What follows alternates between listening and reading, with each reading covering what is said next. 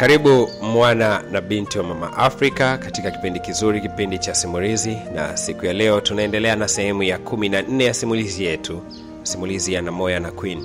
Simulizi ambayo ina historia ya huzuni, historia ya usaliti, historia ya maumivu baina ya kijana ambaye alivutiwa sana na mwanamke, afu kwa bahati mbaya anakuja kusalitiwa katika mazingira ambayo hata yeye mwenyewe hakutegemea. Walishasema wahenga, shukrani ya punda ni mateke. Sasa hii ndio ambayo inamtokea kijana Namoya ambaye amejitoa kwa zaidi ya miezi 8 kumhudumia, kumtibia, kumvisha na kufanya kila ambacho aliweza kukifanya kwa msichana huyu mzuri. Lakini mwisho wa siku malipo yake ikawa ni usaliti, tena usaliti wa macho makavu kabisa. Na Namoya aliacha maneno ya laana, aliacha maneno ya majuto, aliacha maneno ya maumivu katika penzi la Queen pamoja na Dani, akisema kwamba kama niliyafanya yote yakiwa natoka ndani ya moyo wangu, na hicho ambacho wewe ulimuomba mimi niliombwa na sikukitekeleza, tena kwa nia nzuri tu, basi Mungu ndiye anayejua. Lakini baada ya hapo tunakumbuka kwamba alipokea simu kutoka kwa mdogo wa Queen anayefahamika kama Lecho. Sasa nini ambacho kiliendelea ni twende pamoja katika simulizi hii ukiwa umegusa alama ya subscribe. Nilipokea simu ya Queen, lakini alikuwa amepiga, ilikuwa namba ngeni. Alikuwa amepiga, alikuwa ni mdogo wake, mtoto wa mdogo anayefahamika kama Rachel, na kujitambulisha hivyo. Si jina geni kwamba sikulijua, kwa sababu Queen hapo awali alishawahi kunitambulisha jina hilo la mtu anayefahamika kama Rachel. Akaniambia kuwa ni mdogo wake, lakini upande wa mama mdogo wake. Nikamwambia ndio Rachel, niambie sasa. Akasema wenzako bana ameshapangiwa mahari, lakini ambacho kitu kimetushangaza, unajua tukajua wewe ndio unayemuoa. Hata Queen alipokuwa amelala nje juzi, tulijua alikuwa amelala kwako. Kumbe ni mwanaume mpya kabisa, wana wiki moja tu ya kufahamiana. Mama alivyojua jambo hilo, amesitisha zoezi la michakato mizima ya ndoa baina ya hao wawili, kwa maana ya Queen na Dani. Kwa sababu mama aliwauliza mahusiano yenu yana muda gani? Dani akasema kwamba yana kama wiki moja. Sasa mama akawa anasema kwamba alianza kukuhudumia kutoka mwanzoni. Akawa anamuuliza Queen, kipindi kile alikuwa ni nani? Hakuwa huyu Dani? Akasema hakuwa Dani. Alikuwa nani? Ndio akawa amesema kwamba kuna mtu alikuwa anaitwa Namoya, lakini tumeachana. Mama ikabidi kuendelea kuuliza kwamba changamoto ilikuwa ni nini. Akasema tu nimekuta amenisaliti, kumbe alikuwa na wanawake wengine anadate nao. Kwa hiyo nilikuwa nimefuma message mimi hapa, nikaacha kumwamini kabisa huyo Namoya. Sasa mbona umeharakisha sana kwa huyu mwanaume huyu? Wiki moja tu. Alafu nyie tena mnasali wote mmeelewa kanisani, mnaelewa nini taratibu za dini yetu. Kwa kweli hatuwezi kuharakisha jambo hilo. Nilijua ndio huyu kijana ambaye alikuwa anakuhudumia kutoka mwanzoni, lakini kama ni mpya, mimi kwa sasa hivi ningeomba tutulie kwanza. Hasa hayo ni simulizi ambayo ananipa Rachel, akiniambia kwamba hayo ndio maneno ambayo mama mdogo alikuwa ameyazungumza kwa Queen. Lakini akaniambia kama hautojari, mama alikuwa naomba aongee na wewe. Yaani ile kusikia kwamba mama alikuwa naomba aongee na mimi kanishtusha sana. Mimi na sasa ndongea naye nini huyo mama mimi? Yaani hata sielewi. Nikamwambia sawa. Akasema atakupigia simu, namba yake mwishoni inaishia 87. Nikamwambia sawa. Hasa nimekaa tu ile hata nusu saa haijaisha, akapiga simu huyo mama huyo. Nilikuwa hata simjui, yani hata simjui huyo mama mwenyewe. Akanisalimia tu, jambo mwanangu. Nikamwambia sijambo. Akasema unisamehe kwa kupigia simu, sikustahili kupigia simu, lakini kwa yale ambayo nimeona Queen umemfanyia, ni kuona kwamba jambo hili niliache tu lipite hivi tu. Nikaona pia nisikie kutoka kwako, japokuwa sikufahamu, hunifahamu. Lakini Queen ametuletea kijana hapa nyumbani. Mimi nilijua kijana huyo ni wewe. Unisamehe mwanangu, labda mmetofautiana nini na Queen? Yaani kwa mara ya kwanza anazungumza na mzazi wa mpenzi, kwa mzazi wa aliyekuwa mpenzi wangu. Unajua, yani iliniuma sana. Yaani kwanza nilitoka machozi wakati tu ameongea hilo neno tu kwamba kuna shida gani mwanangu. yani nikajikuta natoka machozi kwanza. Sasa pasipo kaba yote, yani kujizuia, nikamwambia mama, nampenda Queen.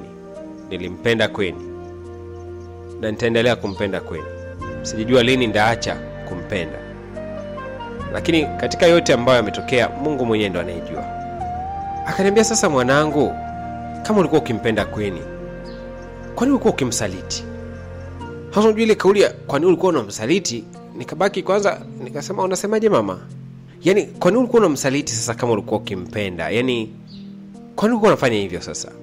Nikamwambia mama, sijawahi kufikiria, kuwaza hata kupata harufu ya kumsaliti Queen. Sijawahi katika maisha yangu yote. Na hata Queen mwenyewe anafahamu kwamba sijawahi kuwaza kumsaliti. Mama alishangaa sana. Akasema, mbona Queen amesema kwamba alikufuma ukiwa unamsaliti, kwa maana ya kufumania SMS mawasiliano ndio ikawa chanzo cha ugomvi wenu mara nyingi. Nikamwambia mama, haijui kutokea hivyo.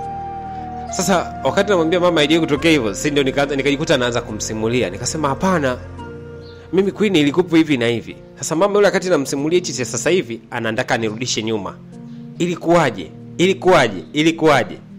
Sasa mwisho wa siku sasa nikajikuta nampa story mwanzoni kwa kukutana na Queen, kwamba mimi nikuja pale kanisani hivi na hivi. Nikaanza kusimulia kutoka mwanzoni sasa mwa simulizi. Nikamsimulia mpaka hapo ambapo imefikia. Sasa wakati naendelea kusimulia ile simulizi, nasikia kwikwi. Yani huyu mtu ambaye namsimulia analia, lakini anajizuia kwa yale anayoyasikia. Mama kumbe ndo akawa anafahamu hapo kwamba Queen alishawahi kufanya abortion, kwa maana ya kutoa ujauzito. Mama akasikiliza sana ile historia. Alikuwa akilia, anaongea huko analia. Akasema huyu Queen anatafuta nini katika ulimwengu huu? Alilia sana mama. Akasema, lakini naomba usikate tamaa, mimi nitaenda kuongea na Queen.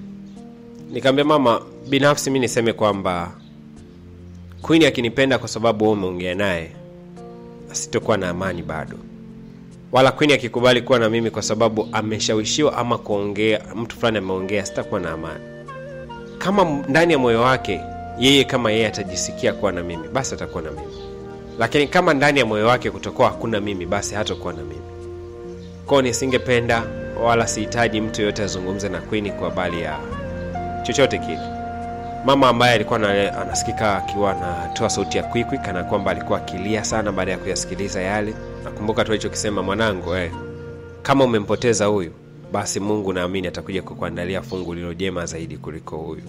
Lakini kwa mapenzi haya ambayo ulikuwa umemuonesha na kwa namna ambavyo ulikuwa umemheshimu, wala kulikuwa hakuna haja ya hayo yote ambayo mlikuwa mkiyafikiria kabla.